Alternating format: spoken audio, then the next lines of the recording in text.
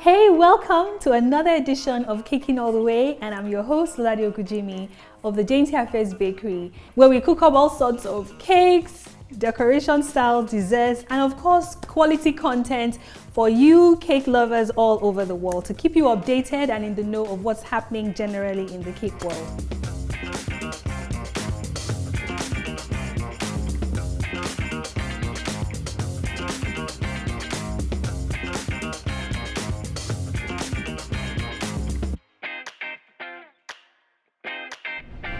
So today, guys, as you can see right in front of me, I have some unusual cake designs. They have layers and layers of intricate piping done with the shells, with some rosettes, and this really just points to one decor style, and that is called the Lambeth cake decorating style.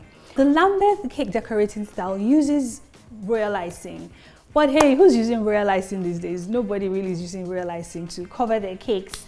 It's buttercream season, isn't it? So we're going to be doing these designs with buttercream, but I wanted to call your attention to some specific similarities on these two cakes that I have here. So this cake on my left-hand side has been done with just one color, just yellow, all the way from top to the bottom, but you can see the layers. All right, the beautiful flow. It looks like so much buttercream on one cake, but that is exactly what this cake decor style is about. It just reminds you of what our mother's wedding cakes used to look way back when.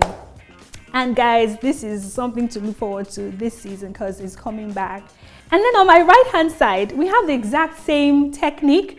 And this time around, we've played around with different colors, but they're in the same color family. They're pastels, they're not too dark, and they combine harmoniously on this one cake. So I'm gonna take this out of the way and bring in our cakes that we can assemble together, all right? And I'll show you exactly how this cake was created. Now let's go.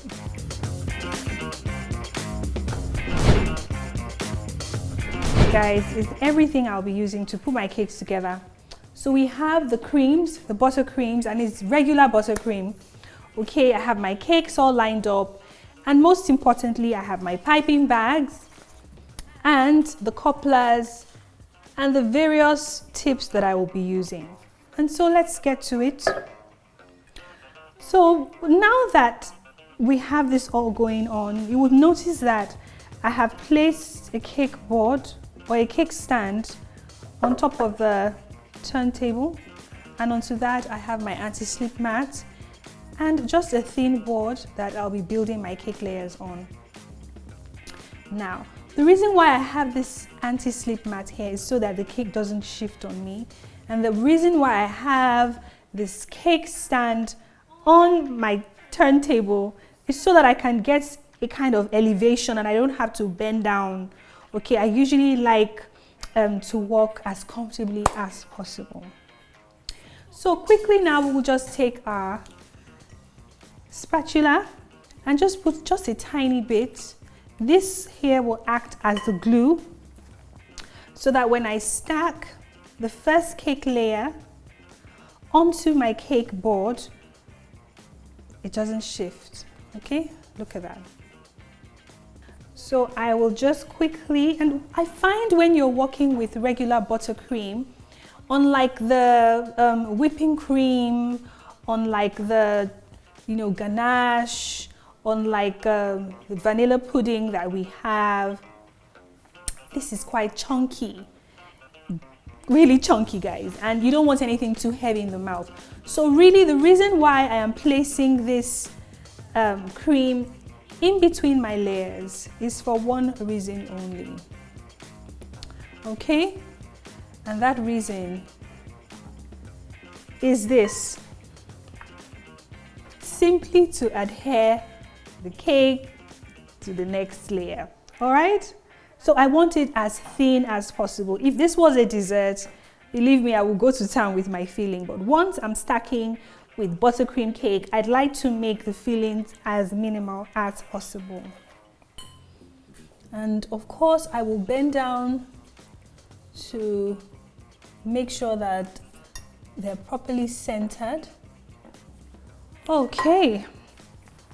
And then this will be my last layer. And of course, the last layer goes upside down.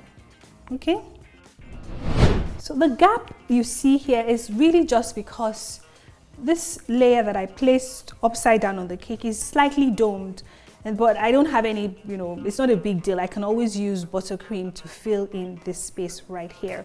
So quickly now we want to go to just the first coating. And the first coating really is like a crumb coat. And that coat, the work of that coat is really to seal in the crumbs around. And so you can see how I am filling in those gaps by literally just putting my cream there.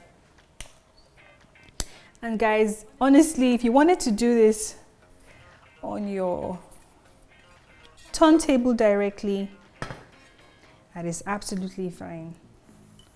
Okay, so let me do this on my turntable, and when it gets to the section where we want to start piping, I will move it over to that.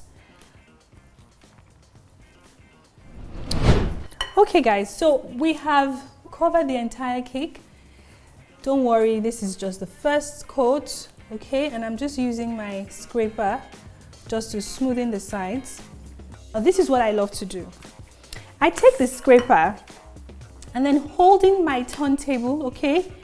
I put my scraper on the very portion where I'm starting from, or where let me just say is the back, all right? Because I find when you just don't do that position and you put your hand right in front of you, by the time you go with the scraper, you have to stop. You go with the scraper, you have to stop. For every stop, a line forms, and that line is very untidy. So the best way to do this is to just take this from the very beginning. Make sure your hand is exactly on the same spot that your right hand is on, and then use that to turn your table so that by the time you've gotten to the very end, guess what? You've gotten to where you started from. And so you will find out that that seam is just on one side of the cake and not everywhere else. Okay? That's a fantastic cake tip right there, or cake decorating tip. So the next thing we want to do now is just pull the excess ones that have been raised up like a wall and just pull them into our cake design like so. Okay? So now this is called the crumb coat or the first coat. Okay, so just before I go on with the second coating, I'm just going to put the main cake on top of another cake board, okay, so that if there's any mess, it doesn't go on my turntable but on the board. So this is just white buttercream that we have put some blue color food gel, okay, and then with this we can apply, because this will be the main cover of our cake, and I usually would like to start from the top. Okay, so again, remember the technique I always show you. I feel my cake is a bit lopsided, so I want to adjust that quickly, and this is how I will do that. I take a piece of cling film, all right, and I just move the cake ever so slightly. I just kind of adjust, okay? You want to make sure you do all of these adjustments before you finish the entire cake, or else when you're done, you just have a cake going this way, and that is not pretty at all. So, using the cling film just keeps your hands away from the cream itself, so it's not messy. Now you can throw that away. So we'll just go on covering our cake like so.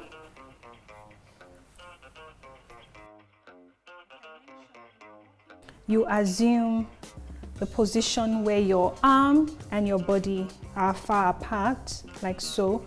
You just maintain the level of your offset, okay? Make sure this offset or this portion of the spatula is lying flat and not down. Or so if that was lying this way, I would have a lot of buttercream right here. But Once it's in the right place, believe me, all you need to do is just put it in place, and it's like, just does its work. Okay? There you go. Some precision going on right there.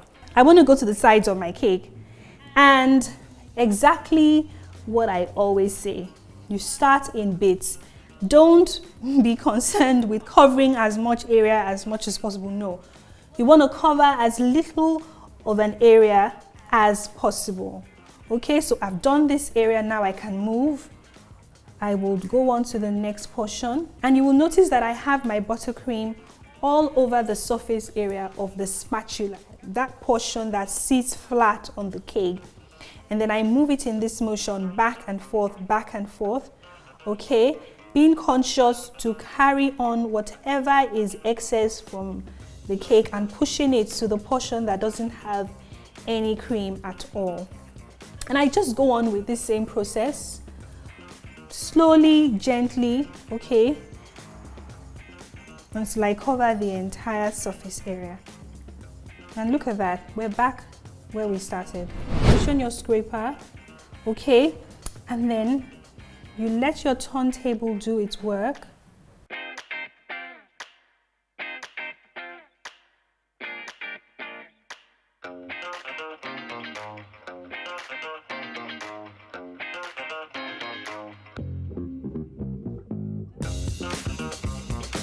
So quickly now we want to bring in the cake stand, place our cake on. I'll push this aside, okay, quickly, and I will be filling my bags. All right, I will fill the one with the 18 nozzle with just a little bit of pink. Just a tad bit, okay? And then of course we want to push it and press out so that we can take out any air pockets, all right? And then we will use the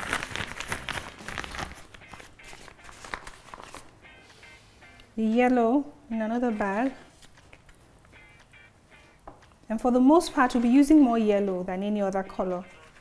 So I want to fill this bag just a little bit more than I did the pink. And of course, we will fill it as we go if we need to add any more excess.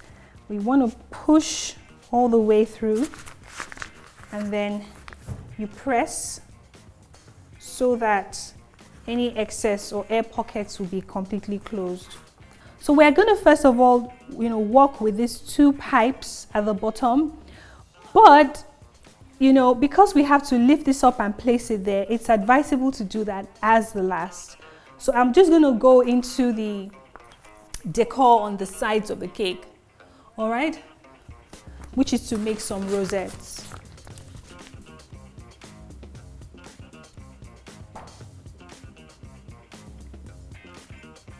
Like so.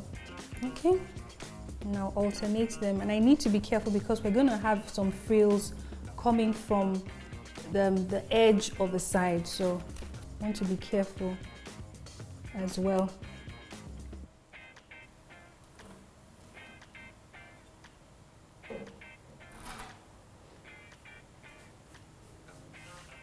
All right, so for now that's that with the pink. So we want to go to the top, okay, where we will begin to overlap and make something called frills, all right? So I'm going to position my piping bag in such a way that I have the thinner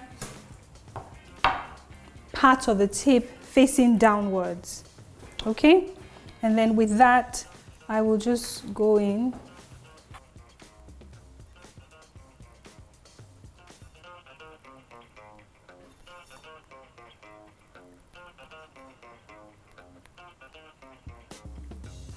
Okay, all right, and then feel free to add some more layers layers upon layers upon layers. I will do that as well here, just a little bit more.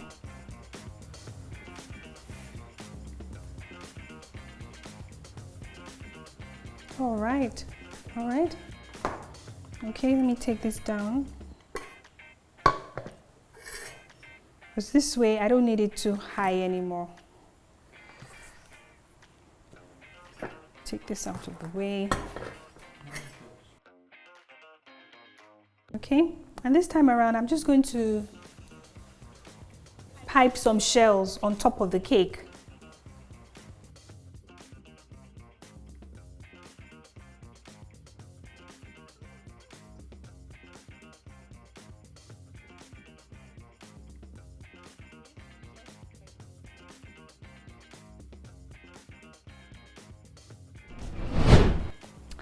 And it's as easy as, now this has been created with a dummy, that's why it's quite easy for me to lift up without any weight. So quickly now I would use this as my guide. Okay, you see why it was necessary not to have piped the first two sets of shells, because by this stage now I would have completely made a mess. So this is what I'm going to do. I'm going to place this on top of the cake, on top of the board, all right, and just ever so gently going to first of all figure out where will be the front of my cake. I think this is a nice, and this is the front of my cake. I will turn it back in a bit. Okay, or I would use this spatula right here so I don't, you know, take off too much cream. Okay. Now, all done. Okay, so we will adjust befittingly and then we'll finish the pipe.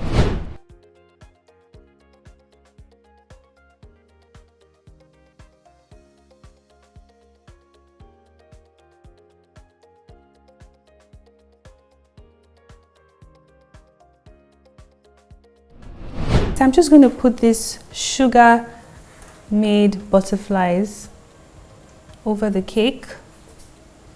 All right, and what this will do is just add another touch, a unique touch onto our cake. Like I mentioned, it's just a lot of piping techniques, okay, over an already existing pipe that has been done with your cream or your royal icing. So I think it looks lovely. Absolutely. So this is our edible piece and this is the false cake, okay? But together we've been able to create a two-tier cake that is a stunning centerpiece for a celebration, a birthday, an engagement, or just because, you know, just to send something to maybe your parents and let them, you know, kind of remember what their wedding cake looked like years ago. Lovely, isn't it? I think so too. It was worth every pipe, I must tell you. So thank you so much for joining me today. I really hope you enjoyed this edition. Have a lovely day and see you on our next edition of Caking All the Way. Bye.